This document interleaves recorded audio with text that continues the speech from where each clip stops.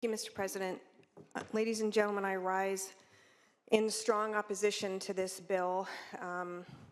As a parent, this is a terrifying policy to me, who still has children in school, and I will tell you why. This bill isn't just about not referring to law enforcement children who willfully disrupt a meeting. It is also a bill that no longer requires schools to notify law enforcement if a student attacks or assaults someone on campus or makes a threat on campus. No longer required to notify law enforcement. I will remind you that in 2018, of the Stoneman Douglas shooting at the school in which 17 people were killed by a fellow student, Nicholas Cruz. Nicholas Cruz had behavioral issues since middle school, and according to the Washington Post, he was entrenched in the process for getting students help rather than referring them to law enforcement.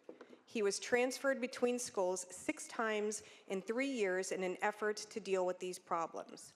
In 2014, he was transferred to a school for children with emotional or learning disabilities. The school decided they would use alternative means to deal with Nicholas Cruz's behavioral issues, and the end result was that he killed 17 people.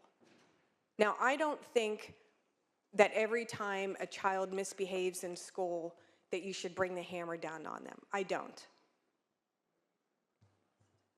Some discretion certainly makes sense in a lot of cases. However,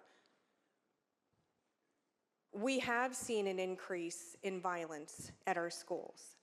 And in too many cases, there are instances where a school and parents or caregivers try their hardest to intervene, to redirect, to do some progressive discipline, to get the kid back on track, and it doesn't work.